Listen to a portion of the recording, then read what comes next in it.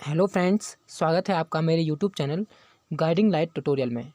आज हिस्ट्री से मध्यकालीन भारत को मैं डिस्कस करूंगा। इसमें बहुत सारे क्वेश्चन बनने वाले हैं।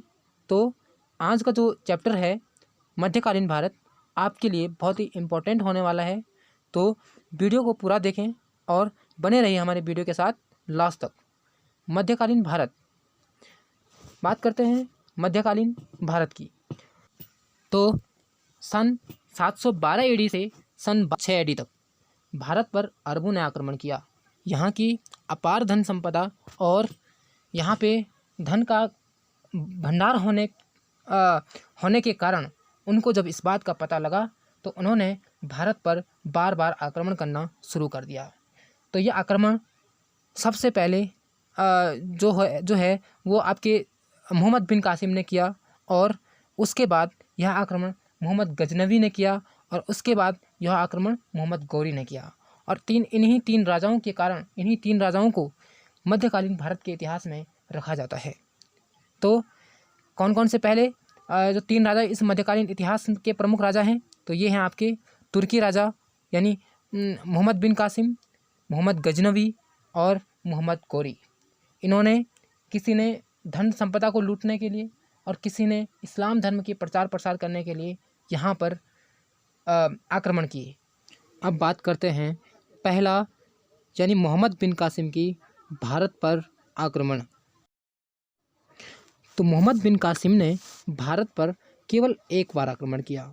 उसने भारत पर आक्रमण यहाँ का जो धन दौलत है, यहाँ की धन संपदा है और इस्लाम धर्म के प्रचार प्रसार के लिए यहाँ पर आक्रमण किया। तो बात करते हैं यहाँ पर आक्रमण कब किया गया। तो मोहम्मद बिन कासिम ने यहाँ पर 712 ईस्वी में सिंध पर आक्रमण किया, जो सिंध अभी पाकिस्तान में है। अरब आक्रमण के समय सिंध पर जो शासन था उस टाइम पर वो था दाहिर का, यानी दाहिर सिंध के राजा थे। इन्होंने दाहिर को परास्त करके सिंध पर आक्रमण किया और वहाँ की धन संपदा को लूटा। तो मोहम्मद बिन कासिम से लगभग इतने ही क्वेश्चन आते हैं जहाँ तक मैंने देखा है। पहला इसमें बन गया है क्वेश्चन, मोहम्मद बिन कासिम ने भारत पर केवल एक बार आक्रमण किया। और अगला क्वेश्चन, मोहम्मद बिन कासिम ने भारत पर आक्रमण यहाँ की धन संपदा और इस्लाम धर्म के प्रचार प्रसार करने के लिए किया। मोहम्मद बिन कासिम ने 712 ईस्वी में सिंध पर आक्रमण किया और अरब आक्रमण के समय सिंध पर दाहिर का शासन था। अब मोहम्मद बिन कासिम के बाद अगला आक्रमणकारी है महमूद गजनवी। अब बात करते हैं महमूद गजनवी, गजनी साम्राज्य। अब बात करते हैं गजनी साम्राज्य की। गजनी साम्राज्य, गजनी जो है आपका वो अफ़गानिस्तान में है, और गजनी साम्राज्य की स्थापना अल्पतगीन नामक एक तुर्क सरदार ने की थी सन 1932 ईस्वी में। अल्पतगीन और सुबुक्तगीन दोनों तुर्की के रहने वाले थे, और सुबुक्तगीन जो है वो अल्पतगीन का गुलाम था। अब क्या होता है, एक बार अल्पतगीन और सुबुक्तगीन ये दोनों अफ़गानिस्तान आते हैं और वहाँ पर गजनी साम्राज्य की स्थापना करते हैं।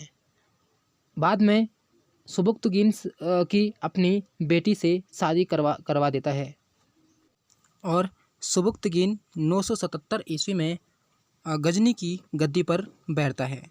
और सुबुक्तगीन के बाद नंबर आता है महमूद गजनवी का, जो 27 वर्ष की अवस्था में गजनी की राजगद्दी पर बैठता है। लेकिन अपने पिता अल्पतगीन के कार्यकाल में मोहम्मद गजनवी जो था वो खुरासान का शासक था। खुरासान ईरान के पूर्वी भाग में यानी अफ़गानिस्तान के पश्चिमी भाग में पड़ता है। महमूद गजनवी सन 998 एडी में 27 वर्ष की उम्र में गजनी की गद्दी पर बैठा। ईरान और इराक के द्वारा उस समय इस्लाम धर्म की शिक्षा दीक्षा दी जा रही थी। इस्लाम धर्म का प्रचार प्रसार किया जा रहा था वहाँ के खलीफाओं के द्वारा। खलीफा इस्लाम धर्म का सरदार होता है, यानी खलीफा की बात इस्लाम धर्म में सभी लोग मानते हैं। अब बात करते हैं बगदाद का जो खलीफा था अल आदिर बिल्ला, उसने महमूद गजनवी को यमीन उद दौला और यमीन उल मिल्लाह की उपाधि दी है। महमूद गजनवी ने भारत पर 17 बार आक्रमण किया और उसका जो आक्रमण करने का जो उद्देश्य रहा वो यहाँ की अपार धन संपदा को लूटना था। इसने अपना पहला आक्रमण सन 1000 ईस्वी में पेशावर के कुछ भागों में किया और अपने देश वापस लौट गया। पेशावर जो वर्तमान पाकिस्तान में है, और अगला आक्रमण सन 1001 ईस्वी में पंजाब और सिंध के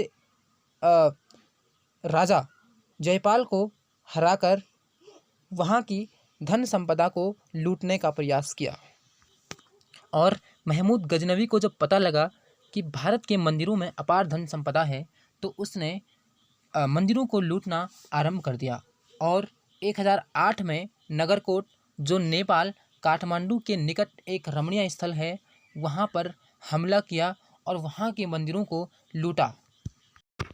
महमूद गजनवी एक क्रूर और आक्रामक शासक था। उसने कई बार भारत के मंदिरों को लूटा और ऐसे ही एक मंदिर हरियाणा में थानेश्वर में है, और वहाँ से उसने चक्र स्वामी की कांस्य की मूर्ति चुरा करके अपने देश गजनी भेजा और उसे रंगभूमि में रखवाया।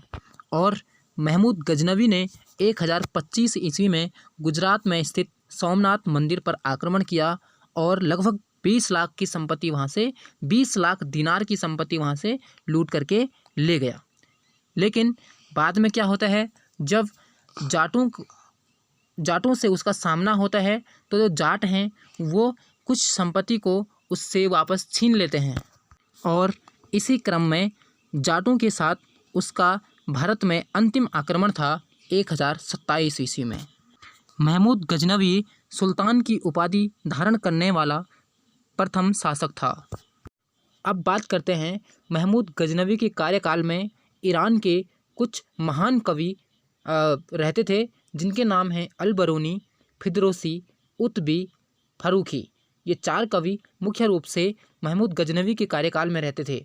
इनमें से फिरदौसी एक ऐसा कवि था जिसको महमूद गजनवी पसंद नहीं करता था। एक बार क्या होता है, फिरदौसी शाहनामा लिखना चाहते थे और उसको राजा ने भी प्रोत्साहन दिया लिखने के लिए, और ये वादा किया कि वो फिरदौसी के एक शब्द के लिए दिनार देगा।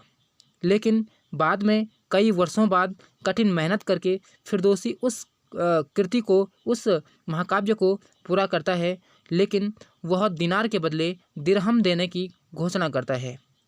दिरहम एक छोटी रकम थी और फिरदौसी उस रकम को नहीं लेना चाहते थे, क्योंकि राजा ने पहले दिनार देने की घोषणा की थी। अब बात क्या होता है, कई सालों से फिरदौसी उस महाकाव्य को लिख रहे थे और लिखने में काफ़ी समय भी व्यतीत हुआ, और वो गरीब परिवार से उन्होंने अपने सारे दिन गरीबी में ही बिताए थे। अब उन्होंने महमूद गजनवी से दिनार तो क्या दिरहम लेने से भी मना कर दिया और अपने घर वापस चले गए, और महमूद गजनवी के लिए कुछ लाइनें लिखी, और वो लाइनें पूरे समाज में, पूरे उस सोसाइटी में फैल गई। अब क्या होता है, जब कभी भी महमूद गजनवी के सैनिक उस राज्य में भ्रमण करते तो सभी लोगों से राजा के द्वारा किए गए फिरदौसी के साथ गलत कार्य का उनको सुनना पड़ता। अब क्या होता है, महमूद गजनवी के सैनिक महमूद गजनवी के पास जाते और सारी बातें उनको कह सुनाते। अब जो क्या होता है कि महमूद गजनवी भी मान जाते हैं दिनार देने के लिए, और भरपूर दिनार फिरदौसी के घर भेज देते हैं। लेकिन जैसे ही सैनिक दिनार लेके फिरदौसी के घर में पहुंचते हैं, वैसे ही फिरदौसी मर चुका होता है और उसका अंतिम संस्कार किया जा रहा था। इसी से आप अंदाज़ा लगा सकते हैं कि महमूद गजनवी कितना क्रूर और अत्याचारी शासक था। फिरदौसी के बाद एक और कवि अल-बरूनी आते हैं, जिन्होंने किताब उल हिंद की रचना की थी।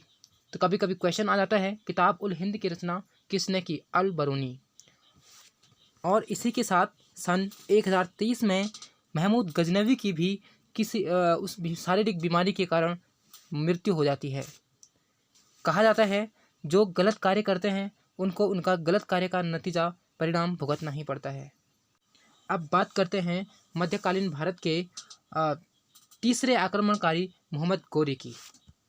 महमूद गजनवी के अधीन एक छोटा सा राज्य था जिसका नाम है गौर। अब क्या होता है, मोहम्मद गोरी गौर का शासक बनता है 1173 ईस्वी में। अपना वो भारत पर पहला आक्रमण 1175 ईस्वी में मुल्तान के विरुद्ध करता है। मोहम्मद गोरी ने दूसरा आक्रमण सन 1178 ईस्वी में पाटन गुजरात पर किया और उस टाइम पर गुजरात का शासक भीम द्वितीय था। और बात क्या होती है कि भीम द्वितीय इस बार मोहम्मद गोरी को बुरी तरह से परास्त कर देता है। अब मोहम्मद गोरी के द्वारा लड़े गए युद्धों की बात करते हैं तो तराइन का प्रथम युद्ध 1191 ईस्वी में मोहम्मद गोरी और पृथ्वीराज चौहान के बीच हुआ, जिसमें पृथ्वीराज चौहान ने बुरी तरह से मोहम्मद गोरी को परास्त कर दिया। अगला युद्ध तराइन का द्वितीय युद्ध 1192 ईस्वी में हुआ, जिसमें मोहम्मद गोरी विजयी रहा।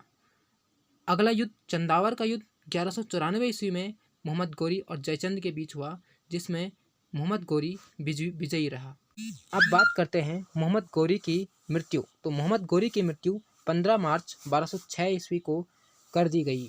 अब कमेंट बॉक्स में बताइए कि मोहम्मद गोरी की मृत्यु किसके द्वारा की गई थी। तो ये रहा हमारा मध्यकालीन भारत का इतिहास, जिसमें प्रमुख शासक मोहम्मद बिन कासिम, महमूद गजनवी और मोहम्मद गोरी मुख्य रूप से रहे।